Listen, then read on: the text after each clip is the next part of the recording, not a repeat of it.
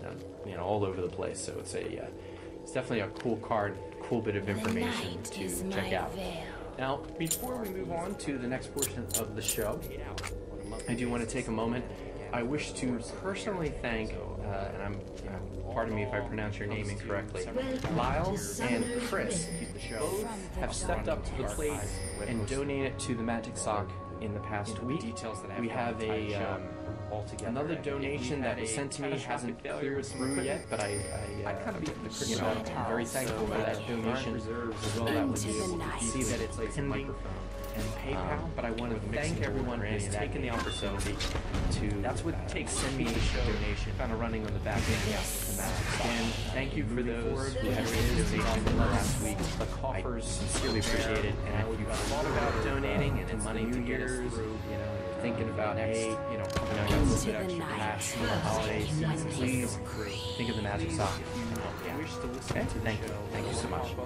Now, moving on, we've got the Mirrodin besieged promo, packs and cards, and I want to take a little moment to talk about this because I didn't quite think it was going to work this way. But here's the deal: on January 4th, this past Tuesday, Monty Ashley wrote this little article about Mirrodin besieged promo, and he basically says, when you go to the pre-release on the 29th and 30th of January, you're going to have to choose a side.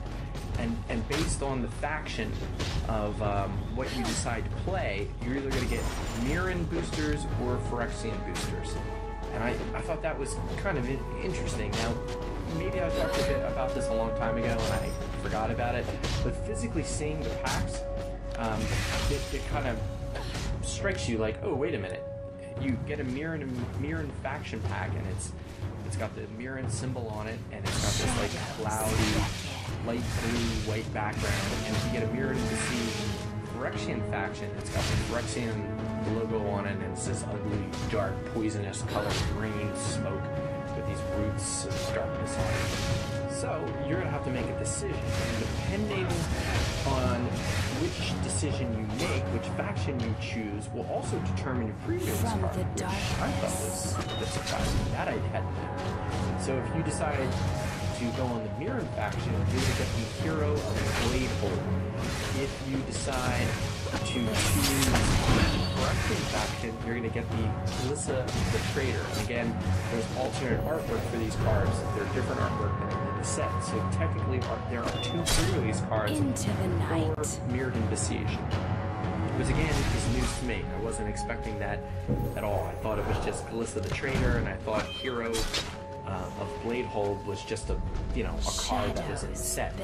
Now you're gonna have to go in thinking, do you want Glissa the Traitor or do you want Hero of Bladehold? And I have to say, I'm not a huge player of Commander or formerly known as Elder Dragon Highlander, but if I'm going to the pre-release, I'm probably gonna pick Glissa the Traitor. She's a legendary creature with I think her abilities and the card itself has a little bit more umph to it than the Hero of Bladehold, and I see that card as being more valuable and being more playable. Also, again, that's if you play with the pre-release cards. Also, I'm thinking that the Phyrexian faction packs might be the way to go to build a nice Infect deck. So if you get Scar's Mirrodin packs and then you choose the Phyrexian faction cards, you just build a nice, poison deck out of that. And I would think that if you decide to pick the Phyrexian factions, does that mean that the cards inside are leaning more toward the Phyrexian faction and there's not going to be any Mirrodin cards in it? That's what I'm led to believe, but I'm not too certain. If on the other hand you choose Hero of Bladehold, you'll get the Mirrodin faction cards, and then I would think you just build a Mirrodin deck. But as a collector, and I have tried over the years to collect every single pre-release card, I have not been successful. Some of the core sets I was not able to collect. I had to buy some of the cards on eBay when I wasn't able to because family functions or the kids were sick or whatever over the years. But I have a fairly nice collection of the pre-release cards. I know they're not worth a ton of money, but it's one of those things that it's nice to flip through your binder and you think back and say, wow, I've played through all these different pre-releases over the last, whatever, decade or more.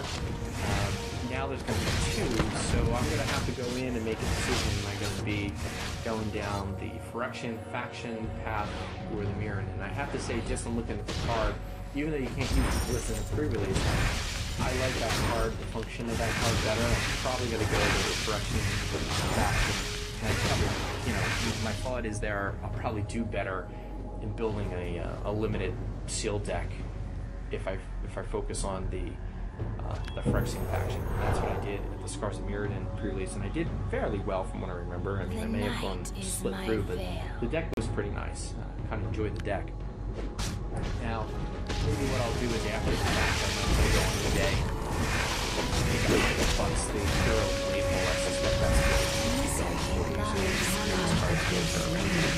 We'll have to see. But it's not easy now to pick up both cards.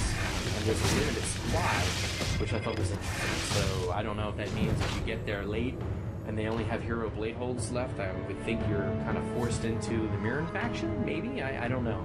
I'm not quite sure how that will be enforced or not enforced. Maybe you'll just get the hero blade holds and say, go ahead and take the Phyrexian, faction packs and we'll do that. I really don't know how that's going to be played off or work out. And again, I say this because I know that we're going to be choosing the side and see who's going to win the war, but I don't think it's going to be dependent on the pre-releases. To my understanding, I thought decisions were already made as to who's going to win, quote unquote, the war, so it's set for Mirrodin Pure or whatever it was, the Phyrexian world, whatever the third section block. I thought that decision was either close to being made or was made. I didn't think it was going to be decided with the pre-release. If I'm wrong and incorrect in that, please send me some feedback. And that might be something that I might contact Wizards PR firm to see if I can get some clarification on that. Maybe on the next show we can talk about that, because that is something I am kind of curious about. I'm not quite certain how things are going to be decided upon. The good thing is when Wizards goes to get back to me, within the next week.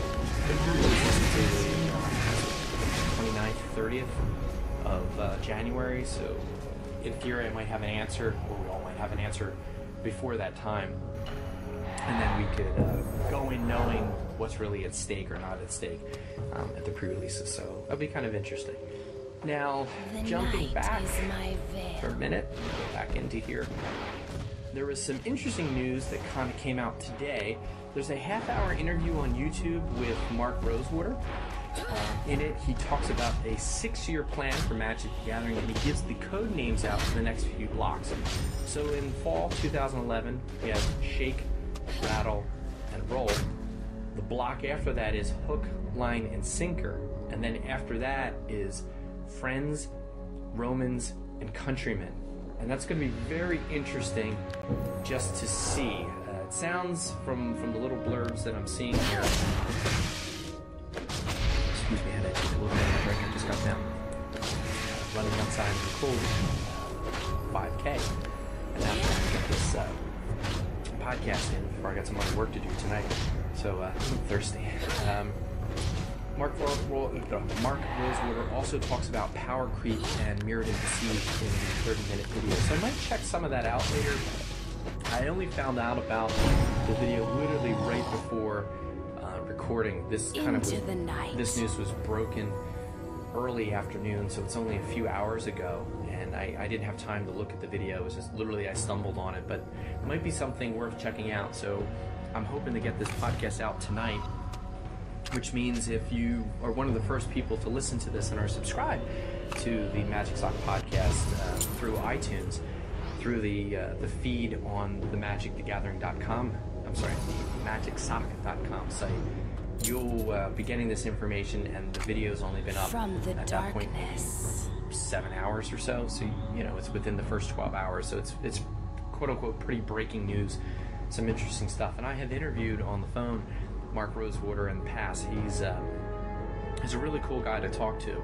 He's got lots of vision, great thinker, is definitely enthusiastic about the game. So 30 minutes, I think, especially if it's on YouTube, you could easily just jump forward in time if you're not liking the video and trying to just, you know, spot check a couple different parts. But I think that's well worth, you know, checking out.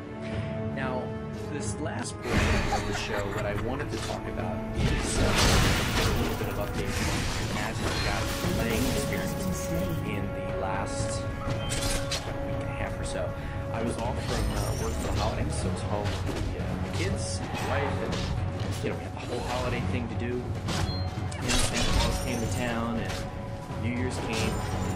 My big 40th birthday was just a few days ago. My birthday party was this past Saturday, where I turned 40 years old. And yes, I'm entering into the quote-unquote Masters category for Magic the Gathering player. That when I first started playing, I was, whatever I was, 24 or something like that. So, you know, now I'm 40 years old. Excuse me, I think it's kind of funny that I've been playing Magic so long. So I've had a busy last couple of weeks between, you know, trying to get ready for the holidays, passing it out, getting back into work, and the kids back into school, and the whole, you know, routine, getting everything back up and going again. I had hoped, sometimes wishes before doesn't necessarily come to be, I had hoped that I would get some more Magic games in. The reality is that did not happen. The reality is that my son wanted me to play Mario Go-Kart with him a lot, which I did, and became very frustrated with because I kept falling off the cliffs and into the ocean and all kinds of stuff. It takes a lot of just, effort to move like it's not this that I'm to bad at the Wii, heroes. but you know, I need to learn how to drive those darn go-karts a little bit better. So I was doing a lot of go-kart playing, and I wanted to play some Rock Band, and unfortunately have not been able to. And I also wanted to do some Magic the Gathering playing, and that didn't happen. But a little segue, I did get a chance to see Tron 3D with my brother, and I have to say I rather liked the movie. A lot of people said the movie kind of sucked and was horrible, and I would say that if you go in with low expectations, knowing that the plot's going to be pretty simplistic, good guys versus bad guys stuck in the machine, and that's about all you need to know, but you're going to be blown away by the amazing special effects and sound. Just the visuals in that movie are award-winning. I mean, you just don't get to see something of that quality on the screen that often, so it's well worth, to me, you know,